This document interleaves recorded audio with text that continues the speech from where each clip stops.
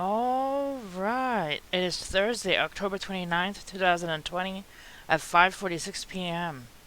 Alright, let's take a look at these headlines. We have massive traffic jams across Paris as people flee ahead of the second COVID lockdown. On Wednesday, French President Emmanuel Macron announced that France would enter a full lockdown from midnight on Thursday until the end of November due to the second wave of the coronavirus pandemic.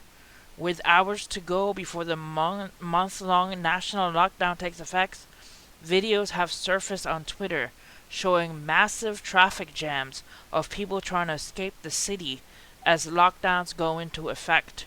Traffic is barely moving in every direction as far as the eye can see.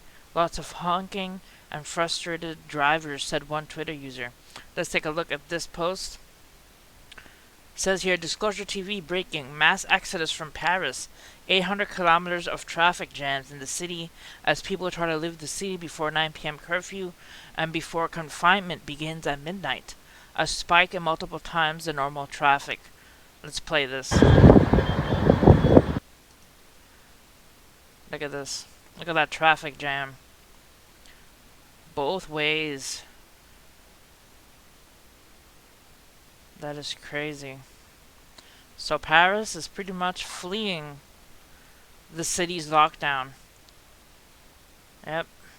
Incredible traffic jam in Paris. Massive traffic jams across Paris because people flee ahead of second COVID lockdown. That is pretty intense, guys. Alright, next. The U.S. hospitals warned of hacking threat amid coordinated ransomware attack. Several federal agencies on Wednesday warned hospitals and cyber researchers about credible information of an increased and imminent cybercrime threat to U.S. hospitals and healthcare providers. The FBI, the Department of Health and Human Services, and the Cybersecurity and Infrastructure Security Agency, part of the Department of Homeland Security known as CISA, said hackers were targeting the sector, often leading to ransomware attacks, data theft, and the disruption of healthcare services, according to an advisory. The advisory warned that hackers might use Ryuk ransomware for financial gain. The warning comes as COVID-19 cases and hospitalizations surge across the country. The cybersecurity company FireEye Inc. said multiple U.S. hospitals have been hit by a coordinated ransomware attack, with at least 3 publicly confirmed being struck this week. So that's happening. Hacks because of the hospitals. Alright, next. Tunisian man beheads woman, kills 2 more in Nice church in Paris. A knife-wielding Tunisian man shouting Allahu Akbar beheaded a woman and killed 2 other people in a church in France, city of Nice, before being shot and taken away by police on Thursday. French President Emmanuel Macron said France would deploy thousands more soldiers to protect important sites such as places of worship and schools. France's security alert was raised to its highest level.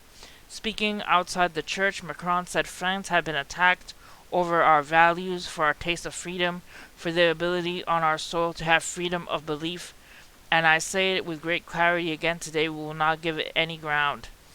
Chief Anti-terrorist prosecutor Jean-François Ricard later said the suspect was a Tunisian man born in 1999 who had arrived in Europe on September 20th in Lampedusa, the Italian island of Tunisia, that is the main landing point for migrants from Africa. A Tunisian security source and French police source named the suspect as Barahim Al-Sissoui. Richard told news conference in Nice that the man had entered the city by train early on Thursday morning and made his way to the church, where he stabbed and killed the 55-year-old sexton and beheaded a 6-year-old woman. He also stabbed a 44-year-old woman who escaped to a restaurant nearby, where she died minutes later. Richard said before police arrived and confronted the attacker still shouting Allahu Akbar, and shot and wounded him. On the attacker, we found a Quran and 2 telephones. The knife of the crime 30 centimeter with a cutting edge of 17 centimeters. We also find the bag left by the attacker. Next to the bag were 2 knives that were not used in the attack, Richard said. The suspect is in a hospital and in critical condition. Alright. And finally, yesterday, Reed Timmer was missing for a bit of time. He was in the hurricane Zeta, and people were wondering where were his other streams. People were worried about him, but he finally posted again, and he's fine. He just said that his satellite phone was out of connection, and he didn't have any internet to contact people overnight. But he finally posted again, so he's fine. He's posting Reed Timmer. My mom's neighborhood north of Greenville, South Carolina, sustained some difficult tree damage from Tropical Storm Zeta. She has been without power since 7 a.m. So pray for her that they get power back in South Carolina. All right, guys. Pray for the people of France going through all of these hardships, having to pick up everything and leave because of the lockdown. Pray for the people also in Nice, France, who just have lost family members because of the stabbing. And pray for the people in the hospitals having to deal with all this ransomware. This isn't the kind of stuff we need at this time. Alright, guys. See you guys next time. Hit like and subscribe for more. God bless.